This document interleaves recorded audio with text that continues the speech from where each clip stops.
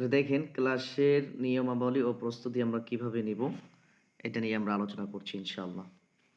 তো করণীয় হচ্ছে আমাদের প্রথম যে এখানে সময় নির্ধারণ করা হয়েছে।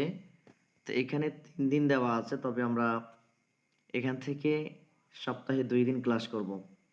এক রবি এবং বুধবার। তাহলে সপ্তাহে আমাদের ২ দিন ক্লাস হবে রবি ও বুধবার রাত ৯টা ১৫ মিনিট থেকে ইনশাআল্লাহ। রাত ৯টা ১৫ মিনিট থেকে আমাদের ক্লাস শুরু হবে ইনশাআল্লাহ। অর্থাৎ সালাত আদায় করার পরপরই আমরা আমাদের ক্লাসে যুক্ত হয়ে যাব। এরপর আরেকটি বিষয় হচ্ছে যে শৃঙ্খলা। প্রশ্নোত্তরের সময় ছাড়া মাইক সর্বদা মিউট রাখতে হবে। অবশ্যই এটার দিকে আমাদেরকে খেয়াল রাখতে হবে। কারণ ক্লাসের মধ্যে যদি আপনি বিশৃঙ্খলা করেন আর মিউট করে রাখেন, এই ক্ষেত্রে আ ক্লাসের বিঘ্নতা ঘটবে। এতে করে আমাদের সমস্যা তৈরি হবে। অতএব অবশ্যই শৃঙ্খলা বজায় রাখতে হবে এবং সর্বদা মিউট রাখতে হবে। যখন প্রশ্ন করার সময় দেওয়া হবে, তখনই একমাত্র আপনি আনমিউট করবেন। এরপরে ধারাবাহিকতা। ক্লাসের ধারাবাহিকতা ঠিক রাখতে হবে। ক্লাস যদি আমরা লাইভ করতে না পারি বিশেষ কোনো কারণে, তাহলে অবশ্যই রেকর্ডিং শুনে নোট করে ফেলতে হবে। এটা হচ্ছে আমাদের করণীয়। এরপরে আসেন আমরা প্রস্তুতি নেব কিভাবে? তো ক্লাসে বসার পূর্বে অবশ্যই সাথে খাতা এবং কলম নিয়ে বসতে হবে। যাতে করে আমাদের আলোচনার বাড়তি কিছু অংশ যেগুলো আলোচনা করা হবে, যেগুলো আমাদের স্লাইডের মধ্যে থাকবে না, সেগুলো আপনি নোট করে রাখবেন। এগুলো আপনার পরবর্তীতে কাজে লাগবে ইনশাআল্লাহ। এরপর দেখেন আমাদের পাঠ্য বই। পাঠ্য বই আমরা মদিনা আরাবিক বুক 1 অর্থাৎ দুরুসুল লাগাতিল আরাবিয়্যা যেটা, সেটা আমরা আমাদের এই কোর্সের মধ্যে পড়াবো ইনশাআল্লাহ। এরপর দেখেন আমরা মদিনা আরাবিক বুক 1 এর মধ্যে কি আসলে শিখতে পারবো, এটা একটু আমরা আলোচনা করি আপনাদের কাছে। সেটা হচ্ছে যে মৌলিক ব্যাকরণ। আমরা এখান থেকে মৌলিক ব্যাকরণ শিখব। যে আরবি শব্দের গঠন এবং বাক্যে তাদের ব্যবহারগুলো আমরা শিখব ইনশাআল্লাহ। এরপরে লিঙ্গ ও বচন, পুরুষবাচক ও নারীবাচক শব্দের ব্যবহার, একবচন, দ্বিবচন এবং বহুবচনের যে নিয়ম আছে সেগুলো আমরা শিখব ইনশাআল্লাহ। এরপরে শব্দভান্ডার, দৈনন্দিন ব্যবহৃত প্রয়োজনীয় আরবি শব্দ সমূহ আমরা প্রতিটি ক্লাসে শিখব ইনশাআল্লাহ আমাদের এই অ্যা মদিনা আরাবিক বুক 1 পুরোটাই জুড়ে ইনশাআল্লাহ। এরপরে বাক্য গঠন, ছোট আরবি বাক্য তৈরি এবং কথোপকথনের প্রাথমিক ধাপ আমরা এর মাধ্যমে এই বইটি শেষ করে আমরা সহজেই ছোট বাক্য তৈরি করতে পারবো এবং আমরা আমাদের কথা বলার সময় আমরা এগুলোকে প্রয়োগ করতে পারবো ইনশাআল্লাহ। তো এই হচ্ছে আরকি আমরা মদিনা আরবিক বুকে কি শিখবো এর ছোট্ট একটি সামারি। তো চলেন আমরা সরাসরি আমাদের যে মূল পাঠ সেখানে আমরা চলে যাই। দুরুসুল লগাতিল আরবিয়্যা লিগাইরিন নাতিকিনা বিহা। অর্থাৎ এই বইটা আমাদের জন্য পরিচিত মদিনা আরাবিক বুক নামে। তো এখানে দেখতে পাচ্ছেন আল জুজউল আউয়াল, অর্থাৎ প্রথম অংশ আমরা আমাদের এই কোর্সের মধ্যে পড়ব ইনশাআল্লাহ।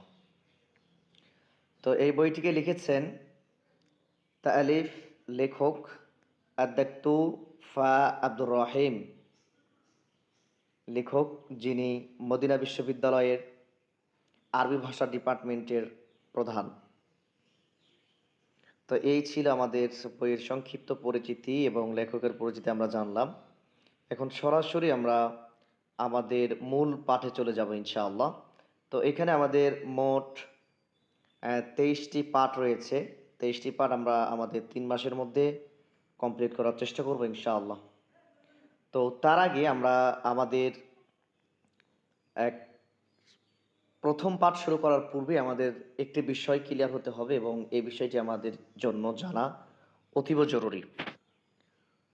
তো অক্ষর, যেটাকে আমরা বাংলা ভাষায় অক্ষর বলি, অক্ষর, এই অক্ষরকে আরবি ভাষায় হারফ বলে, হারফুন। কারণ আমরা জানি যে অক্ষর দিয়ে একটা শব্দ তৈরি করতে হয়, তেমনইভাবে হারফ দিয়ে আরবি ভাষায় কালিমা তৈরি করতে হয়। অর্থাৎ অক্ষর এর আরবি হচ্ছে কি হারফ। যেমন আমরা ক, এরপরে খ, এরপরে গ, এই যে আমাদের অক্ষরগুলো আছে বাংলা, এগুলো দিয়ে আমরা একটি শব্দ তৈরি করি। যেমন আমার, এই যে আমার, আমি যখন লিখলাম আমার, তখন এটা একটা শব্দ হয়ে গেছে। কি হয়ে গেছে? একটা শব্দ হয়ে গেছে। ঠিক হারফের ব্যাপারেও এই হারফ থেকে, হারফ বলতে এখানে আমাদের যেই 28টি অথবা 29টি যে হরফ আছে, অর্থাৎ আলিফ, এরপরে বা, এরপরে তা, এরপরে সা, এগুলো কি বলা হয়? এক একটাকে হারফ বলা হয়। যখন আমরা একসাথে 29টা অথবা 28টাকে একসাথে বলবো, তখন হারফ থেকে হরুফুন হয়ে যাবে। হরুফুন অর্থাৎ হরুফুন অর্থাৎ এটা হচ্ছে কি বহু বচন, অর্থাৎ 28টি হরফ। তো এখন আসেন যে আমরা অক্ষর থেকে কিভাবে একটা শব্দ বানাতে পারি। যেমন এখানে দেখেন বা একটা হরফ, এরপরে ইয়া একটা হরফ এবং তা একটা হরফ। এখান থেকে দেখেন আমরা একটি শব্দ বানাই, যেমন বাইতুন।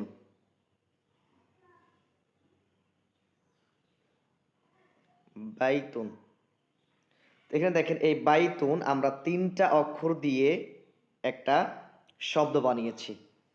তো এই শব্দগুলার প্রকারভেদ আছে, অর্থাৎ এই শব্দকে আরবি ভাষায় কালিমা বলা হয়।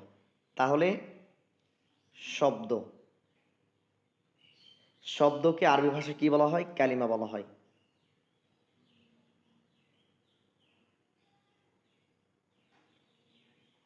কালিমাতুন। তো এই শব্দগুলা বা কালিমাগুলাকে আরবি ভাষায় 3 ভাগে বিভক্ত করা হয়েছে, অর্থাৎ প্রথম প্রকারকে, প্রথম যে ভাগ সেটা হচ্ছে ইসমুন। ইসমুন, দ্বিতীয় ভাগ হচ্ছে ফেআলুন, তৃতীয় ভাগ হচ্ছে হারফুন। তাহলে 1 নাম্বার হচ্ছে কি ইসমুন, যেটাকে আমরা বাংলায় নাম নামে চিনি, আর ইংরেজিতে যাকে বলা হয় নাউন। ফেয়েল, যেটাকে আমরা বাংলা ভাষায় জানি ক্রিয়া, ইংরেজি ভাষায় যাকে বলা হয় ভার্ব। বাংলা ভাষায় আমরা হার্ফকে চিনি অব্যয় নামে, আর এটার ইংরেজি হচ্ছে প্রিপজিশন। তো পৃথিবীতে যত আরবি শব্দ আছে, এই শব্দগুলো 3 ভাগে বিভক্ত। হয় সেটা ইসিম হবে, অথবা সেটা ফেয়েল হবে, অথবা সেটা হার্ফ হবে। অর্থাৎ হয় সেটা নাউন, অথবা ভার্ব, অথবা প্রিপজিশন, যে কোনো একটা অবশ্যই হবে। তো এটা আমাদের সর্বপ্রথম ক্লিয়ার হতে হবে যে আরবি ভাষায় শব্দগুলা 3 ভাগে বিভক্ত। 1, যাকে আরবিতে ইসমুন বলা হয়। 2, যাকে আরবিতে ফেআলুন বলা হয়। 3, যাকে আরবিতে হারফুন বলা হয়। তো এই শব্দগুলো আমাদেরকে বা পরিভাষাগুলো আমাদেরকে মনে রাখতে হবে ইনশাআল্লাহ। এখন আসেন ইসিম কাকে বলে। আমরা ইসিমটা যদি দেখি, যে পৃথিবীতে যা কিছু আছে সবই ইসিমের অন্তর্ভুক্ত। যেমন গাছপালা, নদী নালা, খাল বিল, বাড়ি গাড়ি, মানুষ, জিন, পশু প্রাণী, যা আছে সবই কি ইসিম এর অন্তর্ভুক্ত। সহজ কথা, এটা কোনো গ্রামাটিক্যাল কোনো বিষয় নয়। সহজ ভাষায় পৃথিবীতে যা আছে সব কিছু ইসিম। এখন ফেআইল, ফেআইল মানে এর মধ্যে কোনো একটা কাল থাকবে, অতীত, বর্তমান বা ভবিষ্যৎ। আমার কথা আশা করি বুঝতে পেরেছেন যে অতীত, বর্তমান বা ভবিষ্যৎ কালের কোনো একটা কাল কি থাকবে। যেমন সে গেল, সাপোজ সে গেল, এই যে যাওয়া বোঝাচ্ছে এখানে, এই যাওয়াটাকে মূলত আপনার কি বলা হয়? ফেআইল বলা হয়, আরবিতে ফেআইলুন বলা হয়। তো ওই যে গেল, গেল এর আরবি কি? যাহাবা। দেখেন আমি লিখে দিচ্ছি, সে গেল এর আরবি হচ্ছে কি? যাহাবা।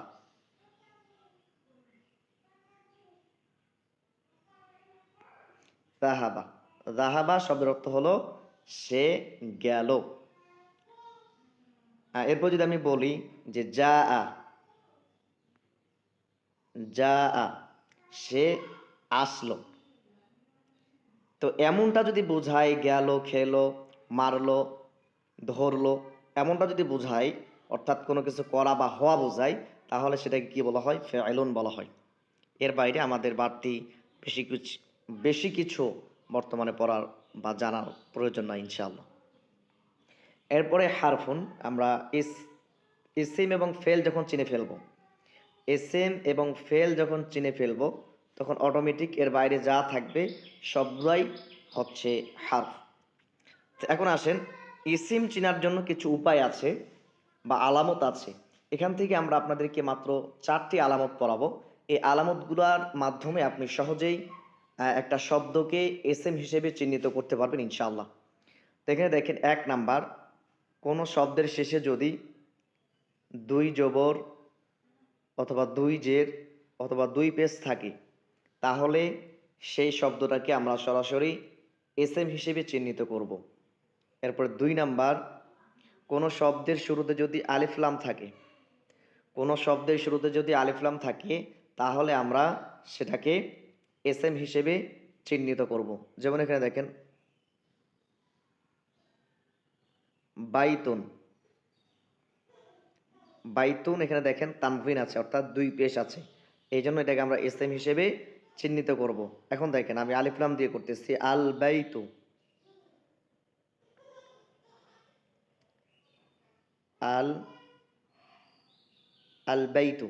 তাহলে এই আল বাইতু, এখানে দেখেন আলিফ লাম থাকার কারণে শুরুতেই আমরা এটাকে এসএম হিসেবে চিহ্নিত করব। তা আশা করছি 1 নাম্বার এবং 2 নাম্বার আলামত বুঝতে পেরেছেন। এরপরে দেখেন 3 নাম্বার আলামত আমরা যেটা পড়ব, সেটা হচ্ছে যে ইয়া। এই ইয়া জবর যদি কোথাও থাকে, আর এর পরে যে শব্দটা আসবে সেই শব্দটাকে আমরা ইসেম হিসেবে চিহ্নিত করব। যেমন দেখেন, এখানে আমরা একটি উদাহরণ দিই, ইয়া ওয়ালাদু, ওয়ালাদু। তাহলে এই যে ওয়ালাদু শব্দটা ইয়া এর পরে আসছে, এই জন্য আমরা এই ওয়ালাদু শব্দটাকে এসএম হিসেবে আমরা চিহ্নিত করব ইনশাআল্লাহ। এরপরে আসেন 4 নাম্বার, 4 নাম্বার হারফু জার, হারফু জার। তো এই হারফে জার যেগুলো আমরা এখন আপনাদেরকে দেখাবো, হারফে জার যেমন ফি, আন, আলা, এরপর ইলা, এরপর হচ্ছে বি, এরপর হচ্ছে তা, এরপর হচ্ছে লি। তো এইখানে দেখেন, আমরা এখানে কয়েকটি হারফ নিয়ে আসছি, মোটামুটি 7টার মতো। এগুলোকে বলা হয় হারফু জার। তো এই হারফু জার হচ্ছে মোট 17টি, তবে আমরা এখানে যেগুলা অধিক হারে ব্যবহার হয় সেগুলো নিয়ে আসছি। তা আপনারা এই কয়েকটা হারফ মুখস্থ করে ফেলবেন। এই কয়েকটা হারফের পরে যে শব্দটা আসবে সেটাকে আপনি সরাসরি এসএম হিসেবে চিহ্নিত করবেন। তো এগুলো আপনারা ভালো করে নোট করে নেবেন খাতায় এবং এগুলোকে মুখস্থ করে ফেলবেন ইনশাআল্লাহ। তো এখন আসেন, আমি আপনাদেরকে একটি উদাহরণ দিয়ে দেখাই। যেমন ফিল বাইতি, ফিল ফিল বাইতি, এই যে ফিল বাইতি। তো এই যে ফিল বাইতি এর পরে যে শব্দটা আমরা পাইলাম, এই শব্দটাকে আমরা এসএম হিসেবে চিহ্নিত করব। এখানে আলিফ লাম আছে, এই জন্য তো এমনিতে এসএম, আবার শুরুতে কি আসছে? হারফ জার আসছে। এই হারফ জার আসার কারণে আমরা পরবর্তী শব্দটাকে এসএম হিসেবে চিহ্নিত করব ইনশাআল্লাহ।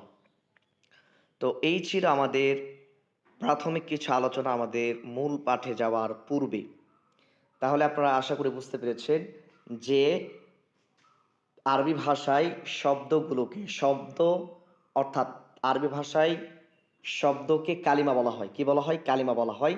এই কালিমাকে 3 ভাগে বিভক্ত করা হয়েছে। 1 নাম্বার ইসমুন বা নাউন, 2 নাম্বারে ফেআইলুন বা ভার্ব, 3 নাম্বারে হারফুন বা প্রিপজিশন। তো এইগুলা সহজে বোঝার জন্য যতটুকু বলা প্রয়োজন আপনাদেরকে ততটুকুই বললাম। এখন অনেকেই যারা জানেন, গ্রামাটিক্যাল বোঝেন, এখন অনেকে বলতে পারেন যে এই সংজ্ঞাগুলো আপনি কোথায় পেয়েছেন? আসলে এগুলা সংজ্ঞা এভাবে কোথাও দেওয়া নাই। এখানে আমরা জাস্ট একজন শিক্ষার্থীকে সহজভাবে বোঝানোর জন্য আমরা এগুলো ব্যবহার করতেছি।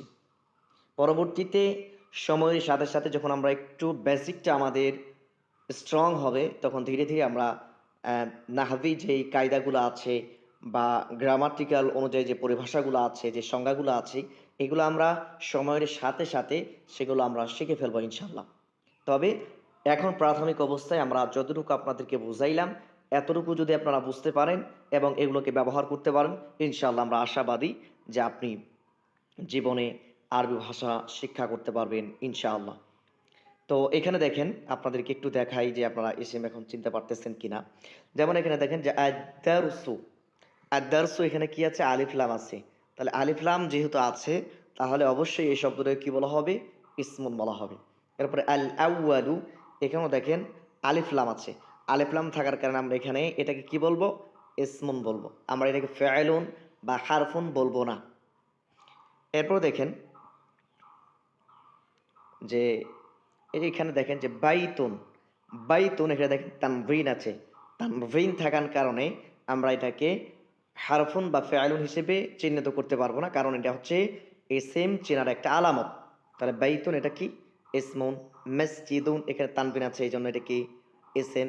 তারপরে বাবুন এটা হচ্ছে ইসিম। আর এখানে যে আপনারা দেখতে পাচ্ছেন আরেকটি শব্দ হাদা, এটাকে মূলত বলা হয় ইসমুল ইশারা, ইশারা সূচক সর্বনাম, বা যেটাকে দিয়ে ইশারা করা হয়, যে শব্দ দ্বারা ইশারা করা হয় তাকে ইসমুল ইশারা বলে।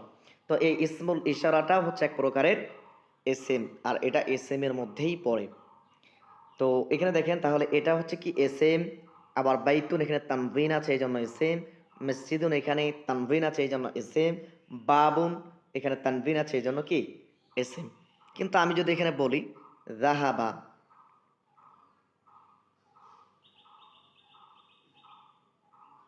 এই যে যাহাবা সে গেল, এই যে গেল অর্থ আমরা পেয়ে গেছি, গেল অর্থ পেয়ে গেছি, অর্থাৎ এখানে যাওয়া বোঝাচ্ছে।